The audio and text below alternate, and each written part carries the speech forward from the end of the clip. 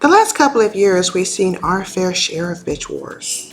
In Game of Thrones, it was Dany against Cercei. In House of Dragon, it was Alicent against Rheana. However, the most underrated bitch war in television history is the war between Maryann the Maenad and Sookie the Fae. I know, we've seen our fair share of battles, which include men beating each other to a pulp. However, we are now in the mood for something new, or rather, someone new. This includes two females battling it out for the throne, for victory, for a man, for status, for legacy, or just simply to save themselves. So in this video, I'm going to do a deep dive and explain why the battle between the Maenad and the Fae is one of the best in television history. So please stay tuned.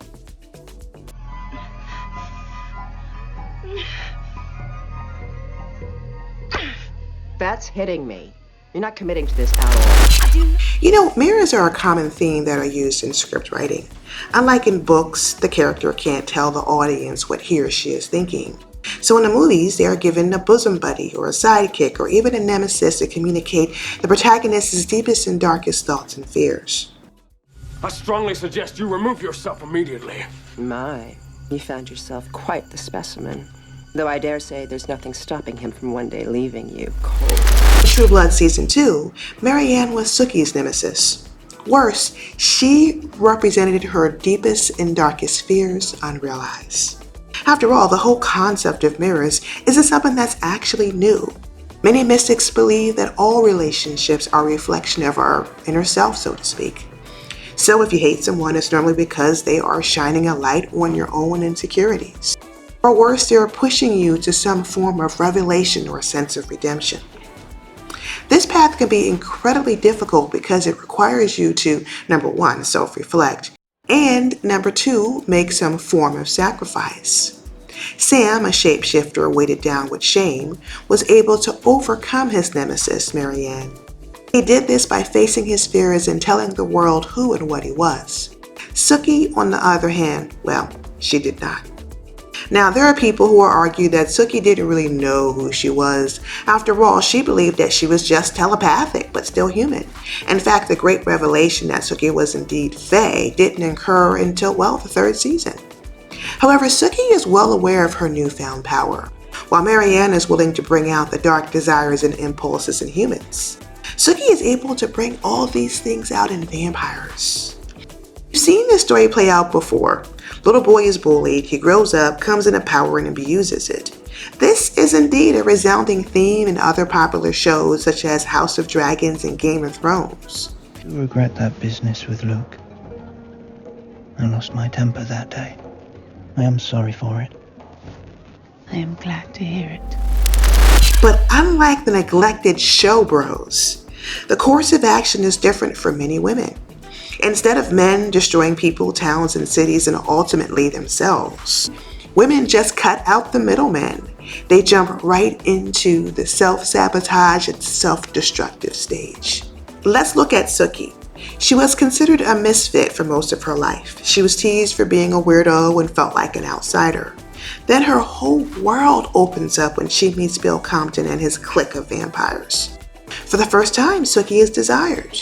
Deep down inside, she knows it's coming from a dark place, but sadly, the bullied child within her needs admiration and acceptance. She continues to have a relationship with Bill, despite the townspeople's disapproval. Worse, she puts herself in danger over and over again. Does she do this because she loves Bill or has feelings for Eric? No, I don't think that love involves such dire levels of self-sacrifice. I think she does it because she is afraid of losing the admiration and acceptance that she receives from these vampires.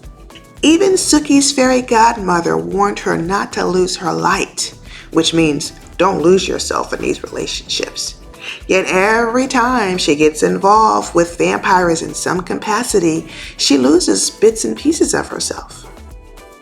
Ironically, both Sookie and Maryann represent women who completely lose themselves in relationships.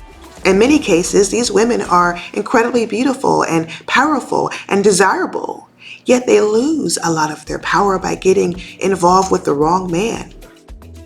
Let's take a deeper look at Maryann. She could have virtually any man that she wanted. The whole town of Bontemps was basically under her control. Yet she was fixated on Sam and later some mysterious god who ended up devouring her in the end. Worse, Maryann's death and bad luck with gods and men foreshadows Sookie's fate. If she kept associating with vampires, she too would get devoured by them. Yes! Ravage me! Ravage me! Bill? Bill! What did you do to him? Throughout the many seasons of True Blood, Sookie is known to be a magnet for danger. She continuously gets into vampire trouble, and you would think that she is a danger. In truth, Sookie is a victim of her own desirability. Secretly, she delights in the power that she has over vampires. For the first time, Sookie is truly able to understand the power that women have over the opposite sex. And yes, for the first time, she can truly understand how many women can abuse this power. Maryann, for example, represents the abuse of feminine power.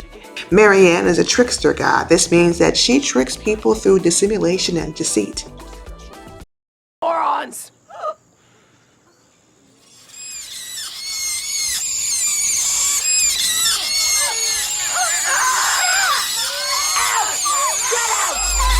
Her being a master of illusions, she is able to fake human emotions, including compassion and empathy.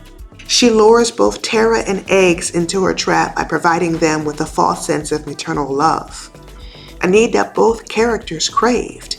She then lures a young innocent Sam into her bed, only to use her pet Daphne to beguile him into another treacherous relationship. Maryann, the trickster god, uses people. She plays them like pawns on the chessboard without a single thought about their feelings and well-being. Sookie, on the other hand, truly cares about people. She doesn't have any intentions of hurting anyone.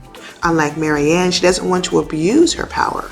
However, Sookie continuously struggles with showing her teeth without losing the light and love that makes her part fae. Maybe that's just what I wanted to believe. Because the more open my mind gets, the more evil I see. She volunteers to infiltrate the Fellowship of the Sun, knowing very well that no vampire can come to her rescue in the middle of the day, and later allows both Eric and Bill to feed on her, knowing that they can lose control and drain her dry. Sookie mistakenly believes that it's love that forces her to put her life on the line over and over again.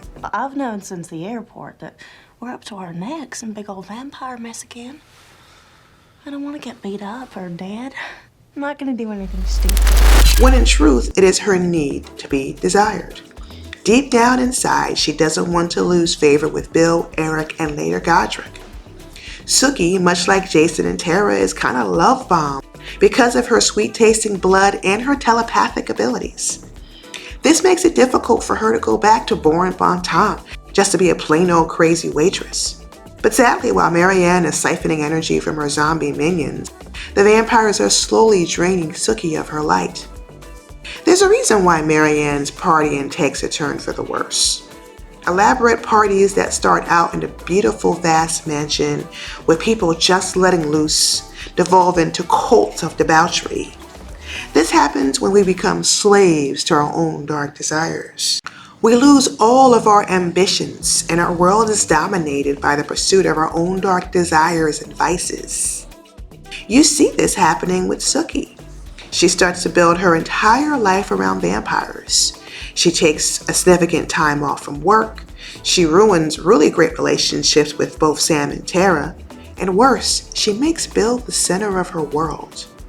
Ironically, both Maryann and Sookie are looking for things that are seemingly unattainable. Maryann wanting to sacrifice Sam and offering him to a god who she can then marry is just as ridiculous as Sookie being with a vampire that she has no real future with. Sadly, the path for both women require a sense of self-sacrifice with no real redemption and growth. Maryann's ending was a cautionary tale of how power can be self-destructive.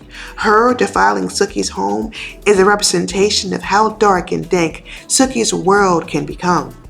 This will happen when her desires to be favored by vampires surpasses her own desire for human life. Like many bitch battles and bitch wars, Both women share similar characteristics, but they manifest them in different ways. Both women build their entire world around unattainable men, and both women make grave sacrifices for men who will seemingly devour them in the end. However, Maryann and Sookie aren't the only two women in True Blood who are desiring power. Rheana, Bill Compton's maker, is also a bloodhound. She doesn't just want Bill Compton's obedience, she wants to make him her slave. I will talk more about this in the next video, so please stay tuned. So what do you think about the Battle of the Bitches? What do you think about Maryann and Sookie? Please sound off in the comments below.